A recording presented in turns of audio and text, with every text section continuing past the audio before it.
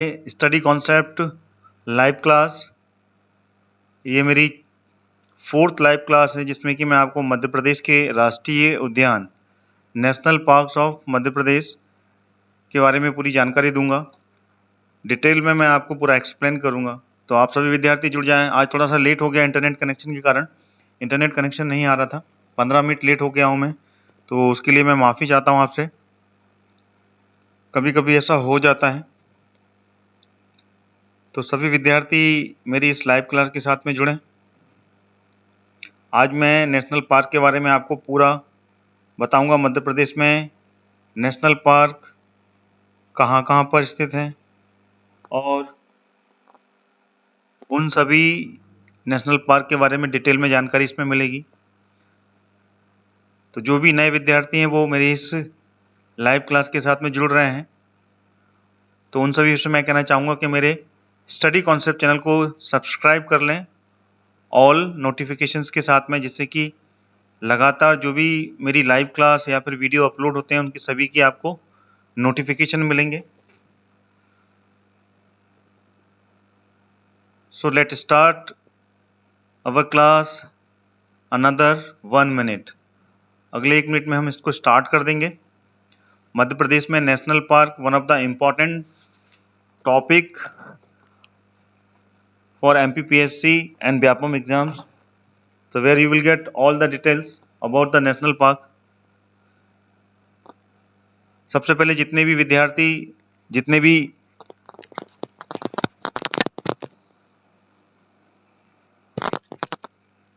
Viewers मेरे साथ में जुड़े हुए हैं वो सभी एक बार हेलो हेलो कमेंट करें मेरे को, और आप मुझे बताएं कि आपको मेरी आवाज़ क्लियर आ रही है। फिर हम इसको क्लास को स्टार्ट करेंगे। मध्य प्रदेश के national park one of the important vast topic.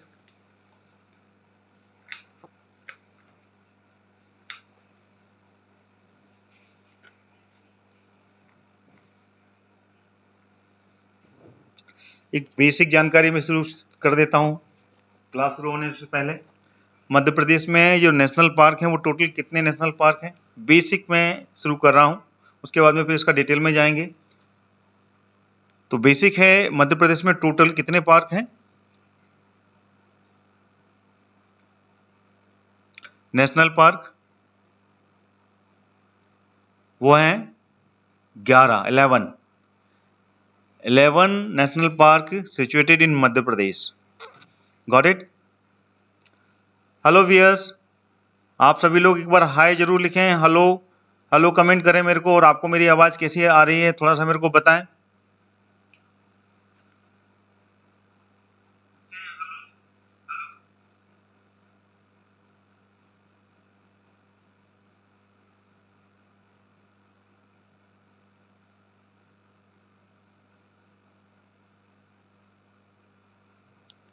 Hello Shivani ji, welcome.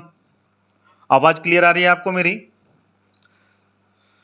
चलिए, टाइम काफ़ी हो गया, वैसे लेट हो गए हैं 15 मिनट इंटरनेट कनेक्शन ना होने के कारण। तो let start our national park with Madhya Pradesh map. ये एमपी का मैप है पूरा, ठीक है, और इसी में मैं आपको पूरा का पूरा डिटेल में बताऊंगा कि मध्य प्रदेश में कौन कौन से ज़िले में ये नेशनल पार्क सिचुएटेड है और उनका क्या इम्पोर्टेंस है।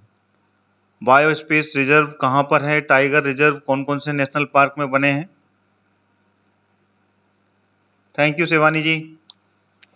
चलिए, तो मध्य प्रदेश में टोटल कितने नेशनल पार्क हैं? नेशनल पार्क कितने हैं? 11 नेशनल पार्क सिचुएटेड है। और इससे पहले मैंने कल क्लास ली थी सेंचुरीज की, अभ्यारण्य। तो टोटल कितने अभ्यारण्य है उसके बारे में मैं थोड़ा सा रिवीजन कर देता हूं आपको, ठीक है। सेंचुरी कितनी है? सेंचुरी यहाँ पर टोटल 31 सेंचुरी है, जिसमें कि इसको अगर डिस्क्राइब करें थोड़ा सा डिटेल में तो 25 जो कि अभी करंट में हैं और 6 जो हैं वो आने वाले समय में बनेंगी। टोटल ये मिलाकर होती हैं 31 सेंचुरी, 31 सेंचुरीज हुई। तो 6 अभी बनने को जा रही हैं, प्रस्तावित हैं, और 25 सिचुएटेड हैं। पूरे मध्य प्रदेश में। और इसका एक इम्पॉर्टेंट पॉइंट ये भी है कि मध्य प्रदेश में एक सबसे पहला अभयारण्य बना है कामधेनु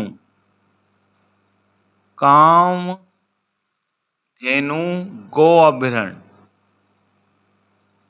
थोड़ा सा अभयारण्य के बारे में थोड़ा सा खत्म करते हैं। ये एक ही है जो मध्य प्रदेश में है, और उसके बाद में सबसे पहला मध्य प्रदेश में ही बना है, जो कि कहाँ पर है, आगर मालवा में, आगर मालवा। ठीक है, क्लियर हो गया। तो ये पूरे इंडिया का पहला मध्य प्रदेश में स्थापित किया गया था। उसके बाद में राजस्थान में बीकानेर में बना है।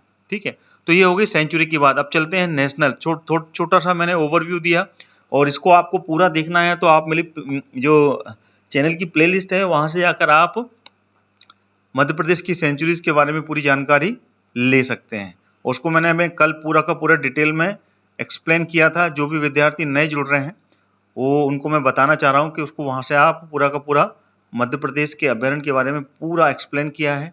मध्य प्रदेश के पूरे 31 अभयारण्य, 31 जो सेंचुरीज हैं उनके बारे में मैंने पूरा एक्सप्लेन किया है। तो from that class you can get all the explanation. If you have any doubt regarding centuries you can ask by the comment.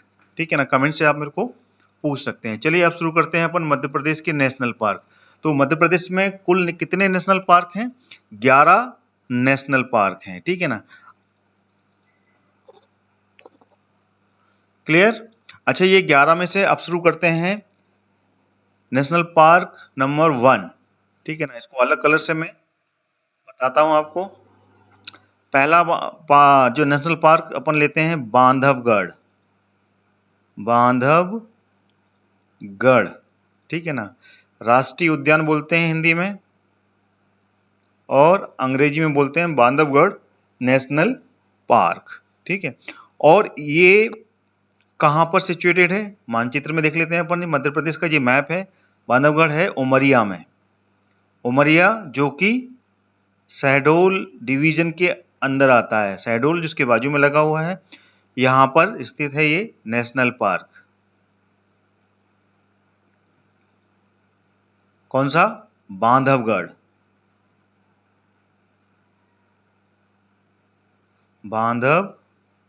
Bandhavgarh national park. ठीक है, और ये कब बना था? 1968 में। 1968 में इसको बनाया गया था। ठीक है, और ये उमरिया के साथ साथ कटनी में भी फैला हुआ है। कटनी क्षेत्र में भी है और उमरिया में भी है। ठीक है, और इसका जो टोटल एरिया कितना है? 448 स्क्वायर किलोमीटर। ठीक है, ये इसका पूरा एरिया है बांधवगढ़ राष्ट्रीय उद्यान। और यहाँ पर सबसे अधिक अगर कोई प्राणी पाया जाता है, वन्य प्राणी, तो वो पाया जाता है शेर, टाइगर सबसे अधिक पाए जाते हैं, तो बांधवगढ़ राष्ट्रीय उद्यान में पाए जाते हैं। मध्य प्रदेश को टाइगर स्टेट का दर्जा भी मिला है। ठीक है, टाइगर सबसे अधिक अगर टाइगर कहीं पाए जाते हैं पूरे ऑल ओवर इंडिया में, तो वो मध्य प्रदेश में पाए जाते हैं। मैंने कल की वीडियो में भी आपको बताया था कि मध्य प्रदेश में 2090 की जो सेंसस हुआ था, टाइगर की गणना की गई थी, तो उसमें सबसे अधिक टाइगर मध्य प्रदेश में ही मिले थे। और सबसे अधिक टाइगर मध्य प्रदेश के बांधवगढ़ राष्ट्रीय उद्यान में पाए जाते हैं। अच्छा, बांधवगढ़ राष्ट्रीय उद्यान का जो लोकेशन है वो है बांधवगढ़ किले के पास।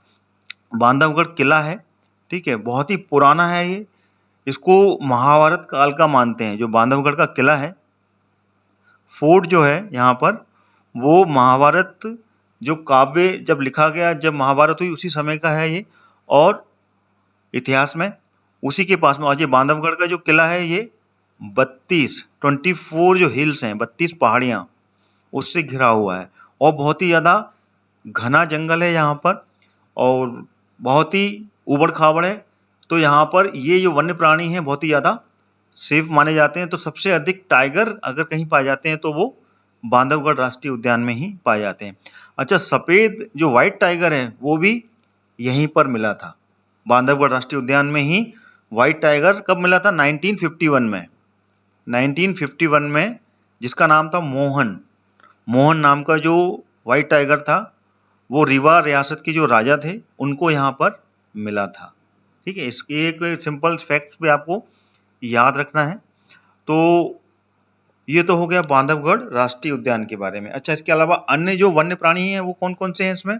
बाघ के अलावा यहाँ पे मैं लिखता हूँ टाइगर, टाइगर के बाद में यहाँ पर लेपर्ड, इसको बोलते हैं तेंदुआ। ठीक है ना, तेंदुआ के बाद में चीतल, चीतल पाए जाते हैं। सांभर, जो कि टाइगर के ये सब क्या है, आहार हैं। ठीक है ना, और मैंने आपको बताया इसमें सफेद शेर, सफेद शेर भी यानी कि व्हाइट टाइगर भी यहाँ पर पाया जाता है। ठीक है, तो ये सारे इंपॉर्टेंट फैक्ट्स मैंने आपको बांधवगढ़ के बारे में थोड़े बताए। ठीक है,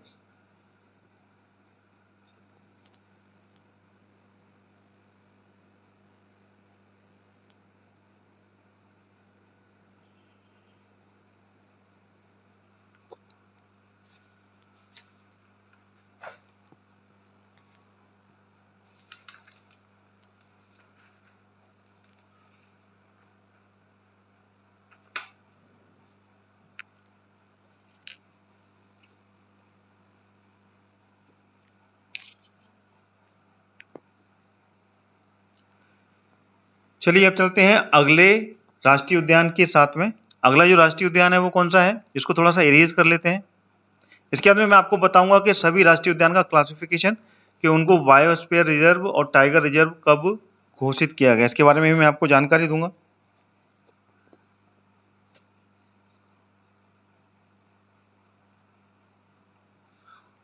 तो मध्य प्रदेश में टोटल जो प्रोजेक्ट टाइगर के नेशनल पार्क हैं वो कितने हैं? वो टोटल हैं 7 जो नेशनल पार्क हैं वो प्रोजेक्ट टाइगर में शामिल किए गए हैं। ठीक है ना, कौन कौन से हैं वो हैं बांधवगढ़, बांधवगढ़ के बाद में कान्हा किसली, माधव राष्ट्रीय उद्यान, पन्ना, पेंच, संजय राष्ट्रीय उद्यान और सतपुड़ा। तो इसके बारे में मैं आगे आपको डिटेल में और समझाऊंगा। तो ये 7 जो नेशनल पार्क हैं इनको प्रोजेक्ट टाइगर में शामिल किया गया है। ठीक है, तो ये बांधवगढ़ के बारे में आपको जानकारी मिली। इसके बाद में हम चलते हैं अगला राष्ट्रीय उद्यान, वह है कान्हा किसली, कान्हा किसली नेशनल पार्क, जो कि कहां पर है, इसको थोड़ा सा इरेज कर लें, अगले को मैं एक्सप्लेन करूंगा आपको। वह है मंडला में, मंडला और बालाघाट 2 जिलों में ये फैला हुआ है कान्हा किसली, और मध्य प्रदेश का सबसे बड़ा नेशनल पार्क है, सबसे बड़ा और सबसे पुराना। यानी कि मध्य प्रदेश में अगर सबसे पहले कोई नेशनल पार्क बना तो वो बना कान्हा किसली नेशनल पार्क, जो कि मंडला और बालाघाट में सिचुएटेड है। ठीक है ना, कब बना था ये? 1955 में। ठीक है, चलिए कहाँ है मंडला, ये है मंडला। कौन सा? कान्हा किसली, कान्हा किसली, ये दूसरा वाला बता रहा हूं आपको, ये है मंडला। ठीक है ना, मंडला में सबसे ज्यादा है, उसके बाद में बालाघाट में भी ये सिचुएटेड है। बालाघाट जो कि छत्तीसगढ़ की बॉर्डर पे लगा हुआ है। बालाघाट मिनरल्स से भरा हुआ, मिनरल्स बहुत पाए जाते हैं यहाँ पे, खनिज तत्व बालाघाट में। ठीक है, भरवेली की खदान यहीं पर है, और कौन सी है? तांबा, मलाज खंड, तांबा की खदान भी यहीं पे पाई जाती है, सबसे अधिक तांबा पाया जाता है। और भरवेली की खदान जहाँ पे कि क्या पाया जाता है? मैग्नीज, एशिया की सबसे बड़ी खदान यहीं पर उपस्थित है। तो ये तो मैंने मिनरल्स के बारे में थोड़ी सी जानकारी दी। अभी अपन चलते हैं कान्हा किसली नेशनल पार्क। ये मंडला, सबसे ज्यादा मंडला का एरिया और बालाघाट के एरिया में सिचुएटेड है बांधवगढ़ राष्ट्रीय उद्यान, और इसकी स्थापना की गई थी 1955 में, और ये सबसे बड़े एरिया में 939 स्क्वायर किलोमीटर में फैला हुआ है। ये आपको याद रखना है, 939 मध्य प्रदेश का सबसे बड़ा राष्ट्रीय उद्यान है ये। ठीक है,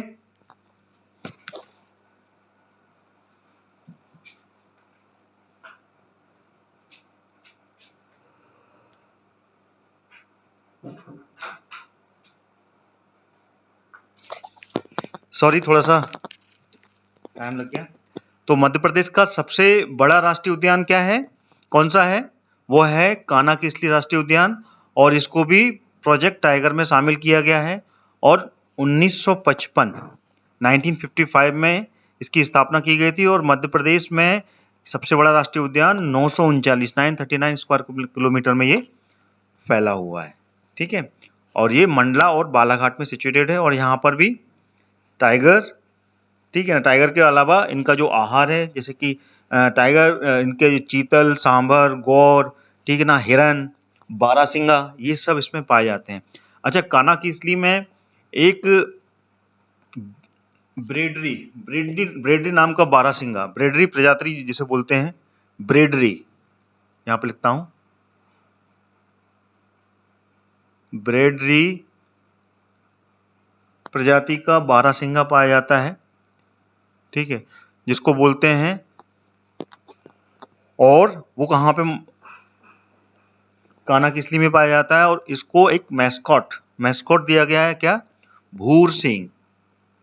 ये भी आपको याद रखना है, भूर सिंह मैस्कॉट यहीं पे है। और मध्य प्रदेश में ब्रेडरी प्रजाति का बारहसिंगा यहीं पर पाया जाता है, और इसका मैस्कॉट नाम दिया गया है भूर सिंह। और ये कान्हा-किसली राष्ट्रीय उद्यान में ही पाया जाता है। तो ये पॉइंट पूरे क्लियर हुए आपको। मध्य प्रदेश का सबसे पुराना राष्ट्रीय उद्यान 1955 में स्टैब्लिश हुआ, प्रोजेक्ट टाइगर में ये शामिल किया गया है, और सबसे बड़ा भी है 939 स्क्वायर किलोमीटर में।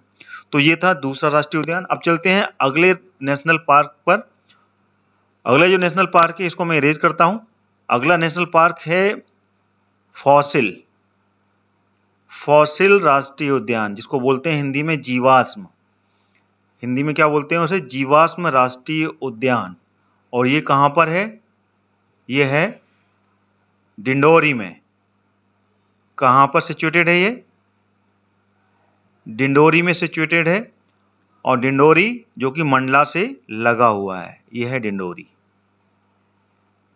ठीक है ना, यहां पर है ये फॉसिल नेशनल पार्क।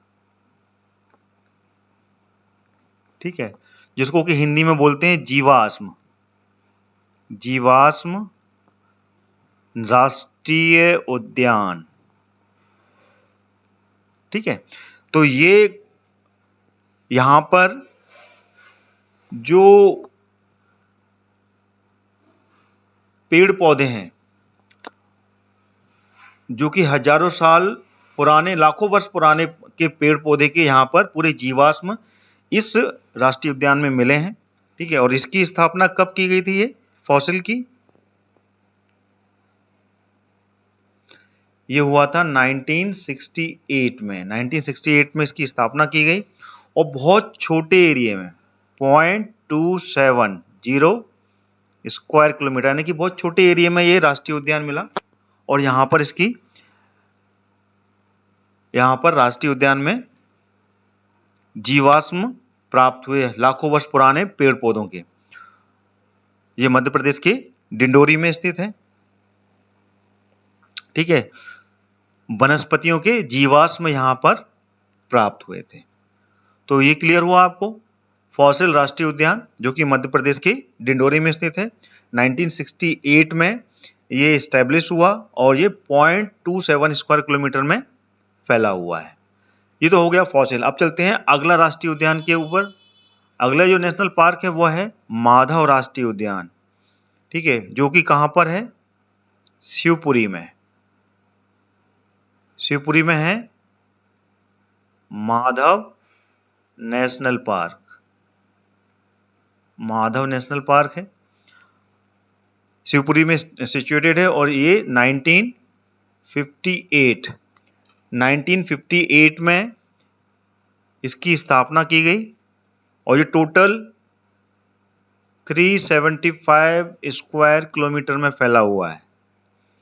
ठीक है, और यहाँ पर तेंदुआ, सांभर, चीतल, नीलगाय, चिंकारा, जंगली सुअर, पक्षी और मगरमच्छ यहाँ पे पाए जाते हैं, क्योंकि शिवपुरी के पठार से दो नदियां निकली हैं। एक तो कूनो नदी और दूसरी कुंवारी नदी, और साथ में यहीं से एक और समानांतर नदी निकली है सिंध नदी, जो कि विदिशा की सिरोंज तहसील से निकली है। तो ये भी इसके बीच से निकलती है। इस कारण से यहाँ पे नदियों का काफी बहाव है, ठीक है ना। दूसरी एक तो कूनो नदी शिवपुरी के पठार से, कुंवारी नदी वो भी शिवपुरी के पठार से, और बीच से निकली है सिंध नदी। और इस कारण से यहाँ पर मगरमच्छ भी अधिकता में पाए जाते हैं। इसको आपको क्लियर करना है। तो ये हो गया माधव राष्ट्रीय उद्यान, जो कि शिवपुरी में स्थित है। 1958 में ये स्टेब्लिश हुआ था, और ये भी प्रोजेक्ट टाइगर में शामिल हुआ है। इसको भी आपको याद रखना है। यहाँ लिख देता हूं मैं, प्रोजेक्ट टाइगर।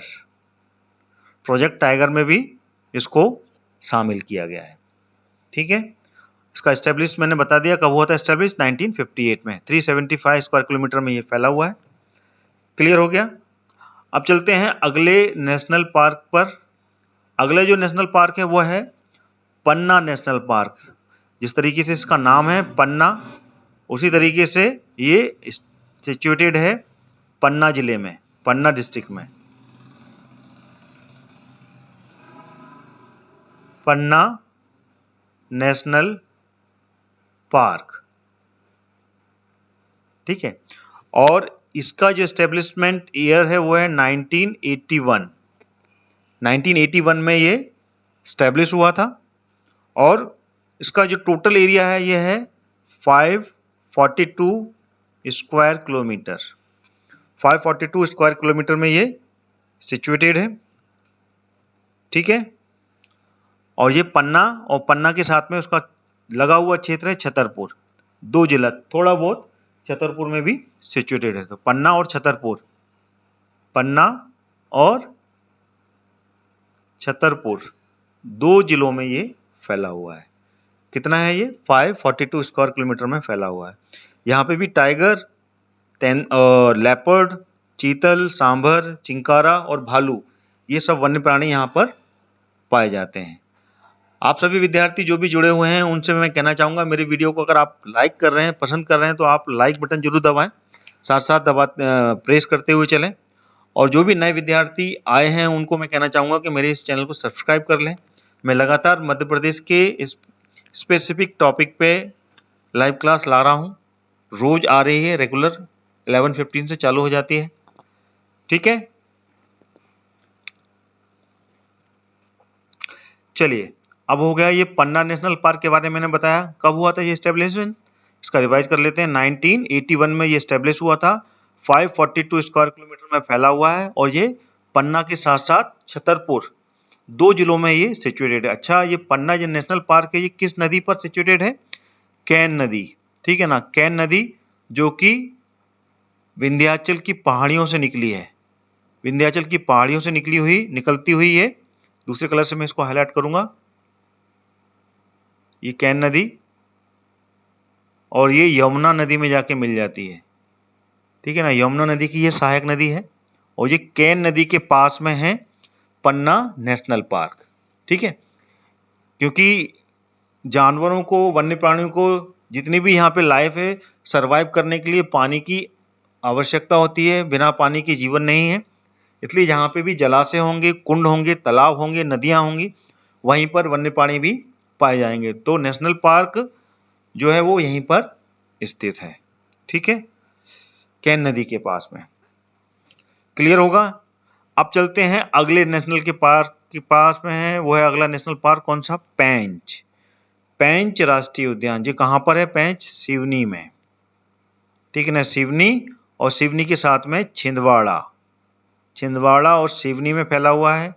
सबसे अधिक मात्रा में अगर इसका एरिया है तो वो सिवनी को कवर करता है, और थोड़ा एरिया छिंदवाड़ा को भी लेता है, ठीक है। इस तरीके से ये मान सकते हैं ये छिंदवाड़ा है, ये सिवनी है, मध्य प्रदेश का। आप पन्ना से ही हैं, बहुत बढ़िया, वेरी गुड। तो आप पन्ना के बारे में ज़्यादा जानते होंगे। आपका नाम तो बताएं, क्योंकि यहाँ पर आईडी में डिफेंस अड्डा आ रहा है, डिफेंस ADDA 300। तो what is your good name? आप अपना नाम भी बताएं थोड़ा सा। प्रोनाउंस करूं मैं आपको यहाँ पर। चलिए, और पन्ना के बारे में जो भी जानकारी है आप कमेंट के माध्यम से बाकी के जो विद्यार्थी जहाँ पे जुड़े हुए हैं उन सबको भी आप दे सकते हैं, ठीक है। और कहीं पे कोई भी डाउट हो तो you can ask by the comment itself, okay. चलिए, अब मैं आपको बता रहा हूँ पेंच राष्ट्रीय उद्यान के बारे में। पेंच नेशनल पार्क, पेंच नेशनल पार्क है ये।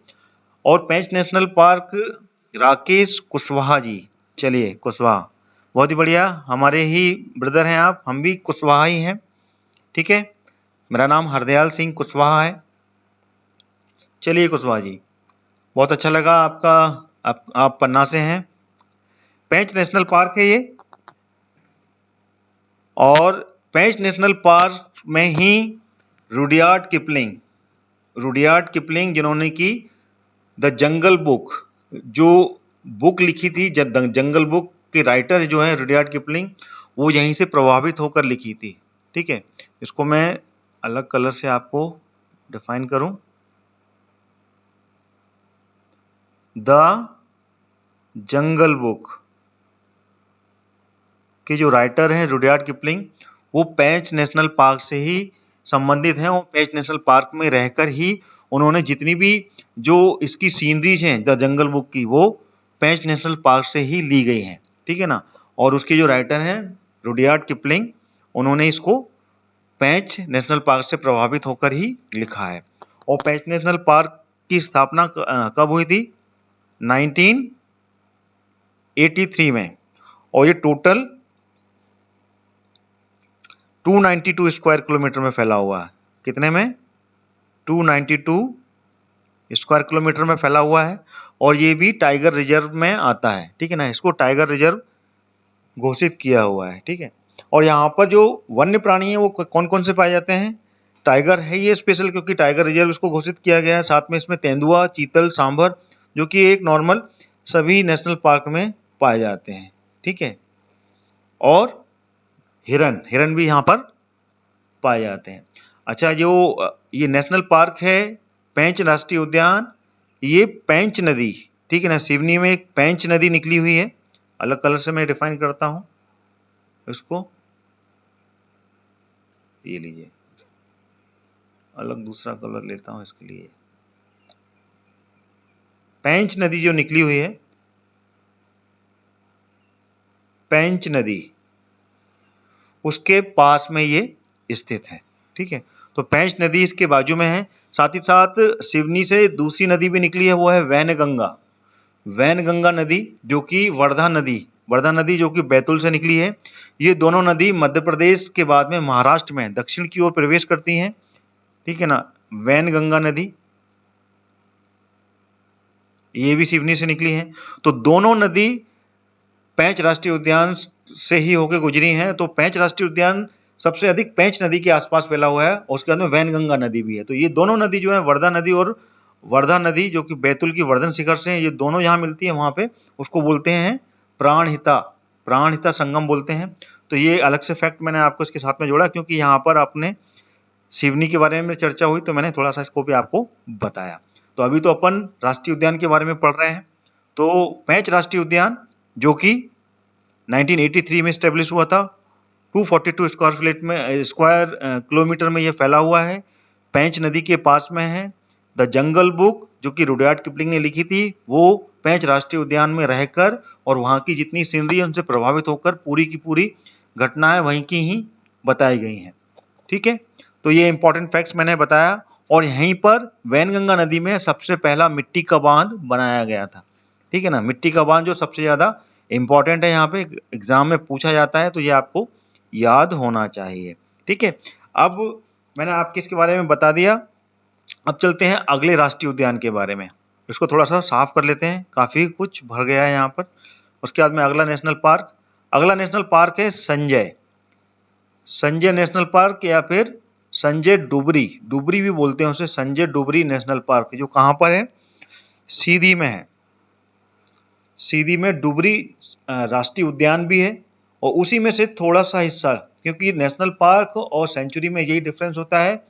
सेंचुरी बड़े क्षेत्र में फैला होता है, अभ्यारण्य, और उसी में से छोटा सा हिस्सा लेके उसको नेशनल पार्क बना देते हैं। अच्छा, नेशनल पार्क और सेंचुरी में डिफरेंस ये होता है कि सेंचुरी में लाइसेंसी कटाई और लाइसेंस लेकर वहां पर कार्य किए जा सकते हैं, लेकिन नेशनल पार्क पूरी तरीके से रिजर्व होता है। ना वहां पर जंगलों की कटाई की जा सकती है और ना ही वहां पे कुछ अन्य कार्य किए जा सकते हैं। तो this is the difference of century and the national park. Okay, चलिए अब ये है सीधी। सीधी में स्थित है ये कौन सा? संजय गांधी नेशनल पार्क बोलते हैं इन्हें, इसको नेशनल पार्क। और ये सीधी में स्थित है। और इसकी स्थापना कब हुई थी, कब बनाया गया था इसको? 1981 में। 1981 में इसको बनाया गया और ये टोटल 466 स्क्वायर किलोमीटर में ये फैला हुआ है ना। और यहाँ पे भी इसको भी टाइगर रिजर्व प्रोजेक्ट में शामिल किया गया है। ये टाइगर रिजर्व प्रोजेक्ट में है।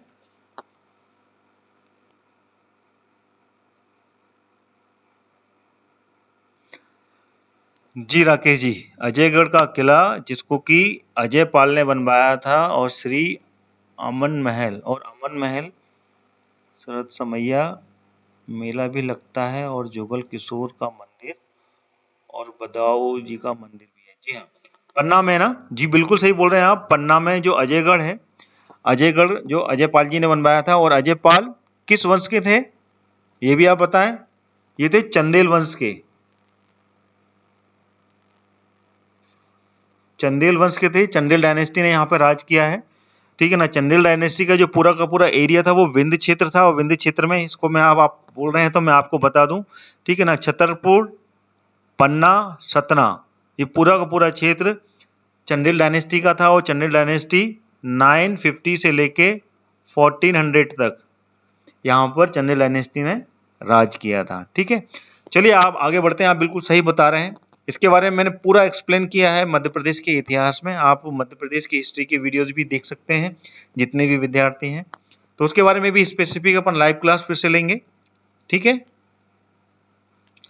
चलिए, अभी मैंने आपको संजय गांधी नेशनल पार्क के बारे में बताया जो कि 1981 में इसको एस्टेब्लिश किया गया था। प्रोजेक्ट टाइगर में इसको शामिल किया गया है। 466 स्क्वायर किलोमीटर में फैला हुआ है। और यहाँ पर भी तेंदुआ, टाइगर के अलावा यहाँ पर लेपर्ड, चीतल, नीलगाय और चिंकारा, ये सभी वन्य प्राणी यहाँ पर पाए जाते हैं, ठीक है ना। 1981 में इसको एस्टेब्लिश किया गया था। चलिए अब चलते हैं अगले नेशनल पार्क पर। अगला नेशनल पार्क क्या है? वो है सतपुड़ा नेशनल पार्क, जो कि होशंगाबाद, मध्य प्रदेश के होशंगाबाद, जो कि नर्मदापुरम संभाग में आता है, वहां पर ये सिचुएटेड है। सतपुड़ा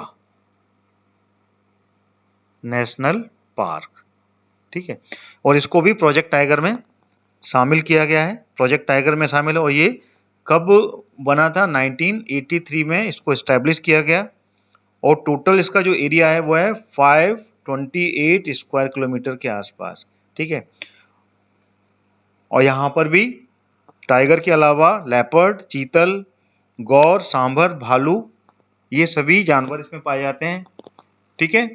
तो ये आपको होशंगाबाद, जो कि बहुत ही ज्यादा घने जंगलों से घिरा हुआ है। और ये Satpura national park, Satpura range, ये जो हिस्सा है ये सतपुड़ा की रेंज है, सतपुड़ा की पहाड़ियों की रेंज है, वहीं पर स्थित है। और ऊपर वाला जो हिस्सा है, ठीक है ना, वो विंध्य रेंज में आता है। और इसके बीच से जो गुजरती है, ये वाला जो हिस्सा है, ये विंध्य रेंज आता है। और इसके बीच से गुजरती है हमारी पवित्र नदी नर्मदा। नर्मदा जो नदी गुजरती है वो इसके बीच से गुजरती है, नर्मदा नदी है। ऊपर तरफ में जो है वो विंध्य रेंज है और नीचे में जो है वो है सतपुड़ा रेंज। तो ये पूरे के पूरे ऊपर ये घने जंगल और ये घने जंगल, ठीक है ना। तो यहाँ पर इस कारण से सबसे ज्यादा अभ्यारण्य भी हैं और साथ साथ सबसे ज्यादा क्या है, यहाँ पर नेशनल पार्क भी बने हैं मध्य प्रदेश में। मध्य प्रदेश, यहाँ पे सबसे अधिक वन पाए जाते हैं पूरे ऑल ओवर इंडिया में। अगर वन की दृष्टि से, वन का जो वर्गीकरण है, क्लासिफिकेशन है, उस क्लासिफिकेशन में अगर देखा जाए तो मध्य प्रदेश में कितने पूरे ऑल ओवर इंडिया में 21.34% जो भूमि है उसमें वन पाए जाते हैं मध्य प्रदेश में। ये आपको याद रखना है, ठीक है ना। हरे भरा, हमारा हरा भरा मध्य प्रदेश इसीलिए बोलते हैं। उसके बाद में सेकंड नंबर पे जो नंबर लगता है वो है कौन सा स्टेट? अरुणाचल प्रदेश। यहाँ पे की वन की जो रेशो है वो सेकंड नंबर पर आता है, ठीक है।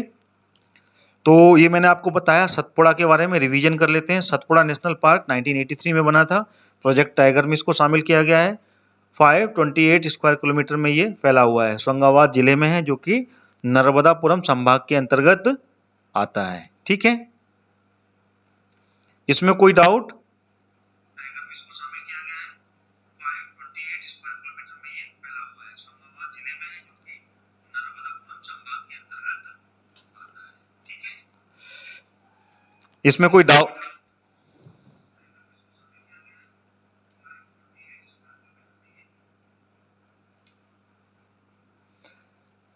कोई भी अगर इसमें डाउट हो तो आप मुझसे क्लियर कर सकते हैं।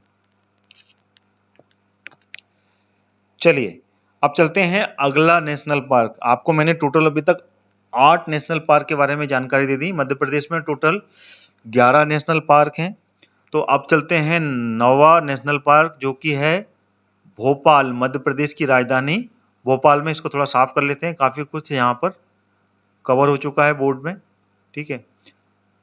तो जितने भी नए विद्यार्थी मेरे साथ में जुड़ रहे हैं मेरे स्टडी कॉन्सेप्ट चैनल के साथ में, उनसे मैं कहना चाहूँगा मेरे चैनल को सब्सक्राइब कर लें और साथ ही साथ में ऑल नोटिफिकेशन के साथ में इसको सब्सक्राइब करें, जिससे कि जितने भी मैं वीडियोस और लाइव क्लास ले रहा हूँ उनके नोटिफिकेशन आपको मिलेंगे और आप वो सारे फैक्ट्स मेरे वीडियोस के माध्यम से कवर कर पाएंगे, जो कि एग्जाम्स के लिए बहुत ही ज़्यादा इम्पॉर्टेंट है, ठीक है ना। चाहे वो मध्य प्रदेश की हिस्ट्री हो, मध्य प्रदेश के अन्य फैक्ट्स हों, नेशनल पार्क हो, मध्य प्रदेश की नदियां हों, मध्य प्रदेश के मिनरल्स हों, यानी कि ऑल ओवर मध्य प्रदेश का जो स्टैटिक जीके है, जो कि एक इम्पॉर्टेंट फैक्ट्स हैं।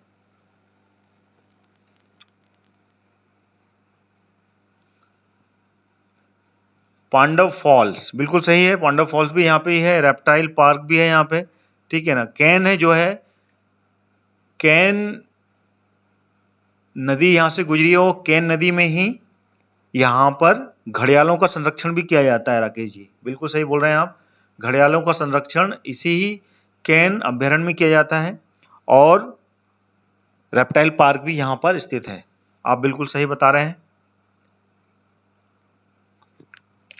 चलिए बढ़िया।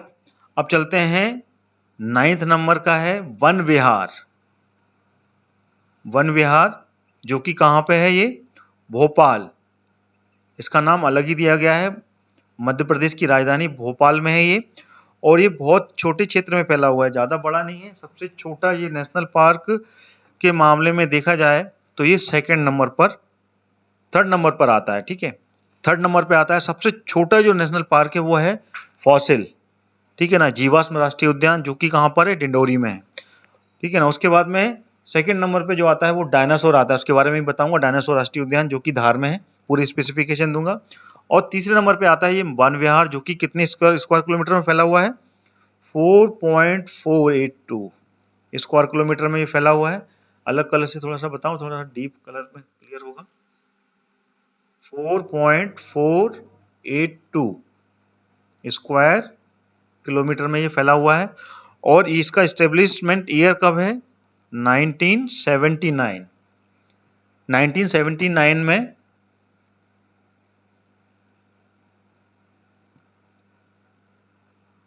इसको एस्टेब्लिश किया गया था, ठीक है। और यहाँ पर कौन कौन से वन्य प्राणी स्थित हैं? मध्य प्रदेश के भोपाल में, क्योंकि एक प्रकार से इसको बोल सकते हैं एक जू की तरह बनाया गया है, ठीक है ना। इसमें सभी लोग देखने जा सकते हैं प्रॉपर तरीके से। अच्छा प्रॉपर चैनल में बनाया गया है, क्योंकि मैं स्वयं भी भोपाल से ही हूँ और भोपाल में ही रहता हूँ। तो मैंने वन विहार जो जू है, नेशनल पार्क, उसको मैंने देखा है स्वयं, और बढ़िया रोड और ट्रैक के साथ बनाया गया है। और सभी प्रकार के सभी प्राणी इसमें पाए जाते हैं। जितने भी प्राणी हैं यहाँ पर, चाहे वो टाइगर हो, ठीक है ना, बब्बर शेर हो, शेर भी यहाँ पे लाए गए हैं, चीतल है, भालू है, घड़ियाल है, मगरमच्छ हैं, स्नैक्स हैं, ठीक है ना, चिड़िया है, ये जितनी भी हैं सारे सभी प्रकार के जानवर और वन्य प्राणी यहाँ पर रखे गए हैं। और बहुत छोटे एरिया में एक पहाड़ी पर चारों तरफ से ये घिरा हुआ है, उस पहाड़ी को प्रोटेक्ट करके वहां पर सभी जानवरों को रखा गया है। ठीक है ना, तो इसका एस्टेब्लिशमेंट ईयर और आपको इसका जो एरिया है वो जरूर याद रखना है, और इसको भी, ठीक है ना। और ये प्रोजेक्ट टाइगर में शामिल नहीं है, प्रोजेक्ट टाइगर की जितने भी है मैंने आपको बता दिए आपको, ठीक है। टोटल मैंने आप बताए थे प्रोजेक्ट टाइगर में 7 नेशनल पार्क, 7 नेशनल पार्क को शामिल किया गया है। बांधवगढ़, ठीक है ना, कान्हा-किसली, माधव, माधव नेशनल पार्क, पन्ना नेशनल पार्क, पेंच national park, Sanjay Gandhi national park और सतपुड़ा नेशनल पार्क। ये 7 हैं जो कि प्रोजेक्ट टाइगर में शामिल हैं। वन विहार जो है वो भोपाल में तीसरे नंबर पे आता है एरिया वाइज। ठीक है, क्लियर है इतने पॉइंट आपको? चलिए अब आगे चलते हैं। ठीक है ना, आगे है नेशनल पार्क जो कि अभी प्रस्तावित है। टोटल 11 हैं, 11 में से 10 बन चुके हैं। ठीक है ना, एक जो है वो प्रस्तावित है, वो है ओमकारेश्वर। ठीक है ना, उसके बारे में हम बाद में बताएंगे, अभी प्रस्तावित में। अभी चलते हैं डायनासोर नेशनल पार्क पर। ठीक है, डायनासोर नेशनल पार्क कहां पर है? यह है धार में, इंदौर डिवीजन के अंतर्गत आता है धार, और यहां पर है ये डायनासोर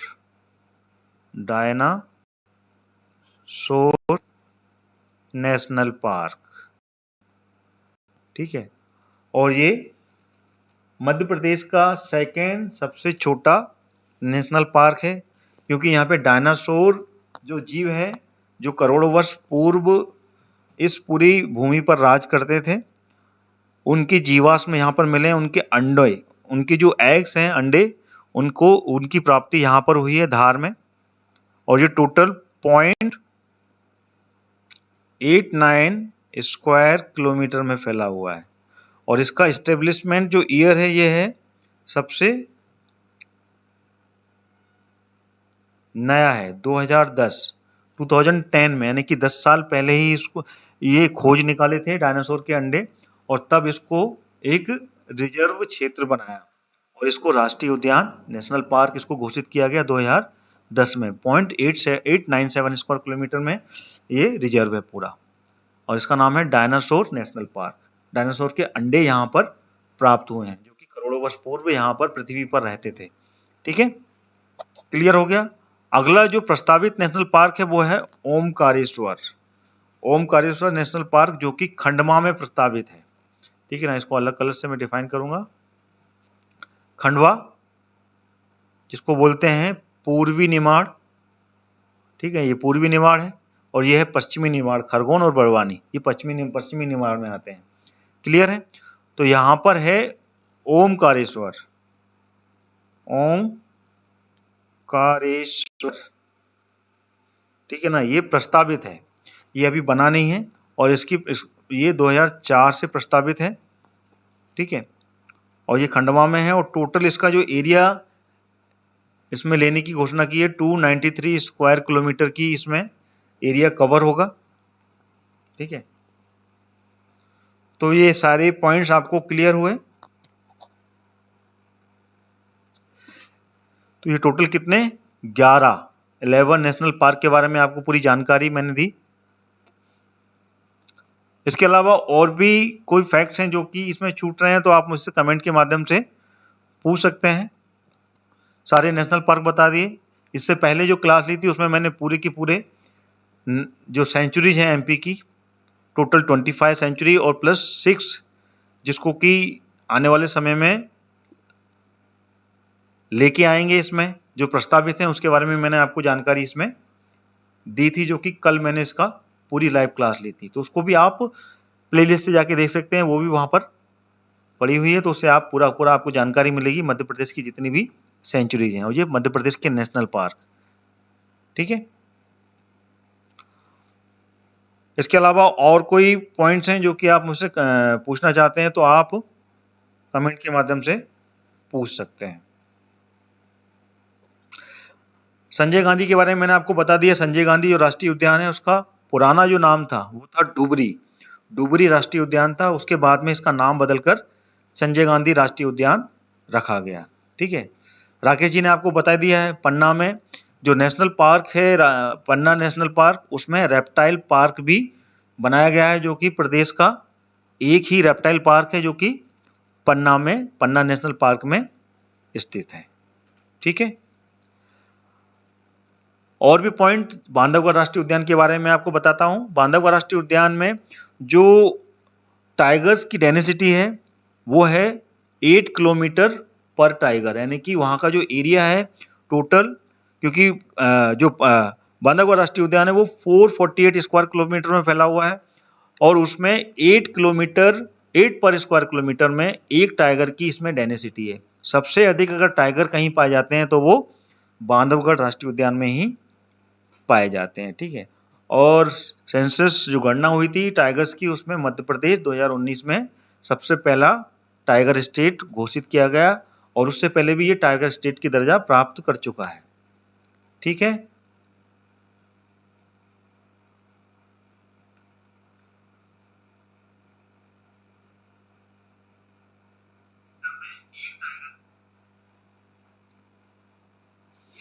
भोपाल का जो वन विहार है उसके बारे में मैंने आपको बता दिया था। भोपाल का जो वन विहार है वो, उसको एक अनोखा चिड़ियाघर के रूप में भी जानते हैं। ठीक है ना, एक अनोखा राष्ट्रीय उद्यान जिसको कि आधुनिक, ठीक है ना, आधुनिक चिड़ियाघर,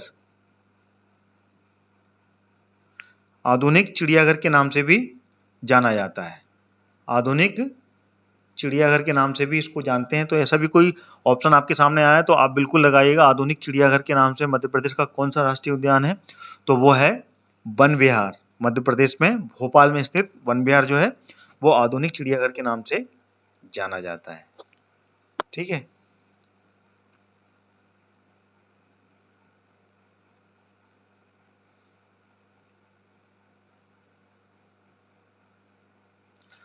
तो ये सारे फैक्ट्स मैंने आपको इसमें बताए। इसके अलावा और भी कोई फैक्ट्स हैं तो आप मुझे बता सकते हैं कि इसमें मैंने कवर नहीं किए हैं, तो यू कैन कमेंट।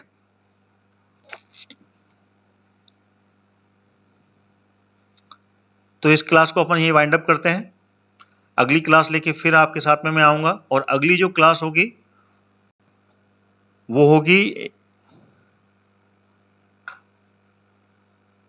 मैं आपको बता देता हूं अभी थोड़ा सा लिस्ट में से।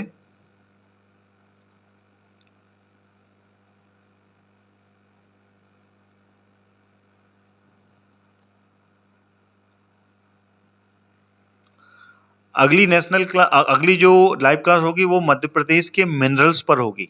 ठीक है, मध्य प्रदेश में कौन कौन से खनिज पाए जाते हैं, ठीक है ना, one of the important topic, क्योंकि इस पे क्वेश्चन जरूर बनते हैं, चाहे वो एमपीपीएससी हो या फिर मध्य प्रदेश पीईबी के कोई भी एग्जाम हो, उसमें कहीं ना कहीं पे मध्य प्रदेश के मिनरल्स के ऊपर भी क्वेश्चन आते हैं। तो जितनी भी मैं क्लास ले रहा हूँ, all these are very important. तो इसमें आप कोई भी क्लास को ये नहीं बोल सकते हैं कि ये क्लास के कोई क्वेश्चन नहीं बनेंगे। तो मध्य प्रदेश के मिनरल्स के ऊपर मैं पूरा का पूरा अगली क्लास लूंगा, तो उसके लिए आप बिल्कुल तैयार रहिएगा। कल 11:15 से मैं इस क्लास को शुरू करूंगा। जी राकेश जी, बिल्कुल सही है। भोपाल में जो वन विहार है राष्ट्रीय उद्यान, उसमें मुख्यतः सभी प्रकार के वन्य प्राणी पाए जाते हैं। सभी प्रकार के वन्य प्राणी यहाँ पर पाए जाते हैं, क्योंकि ये एक अनोखा चिड़ियाघर है।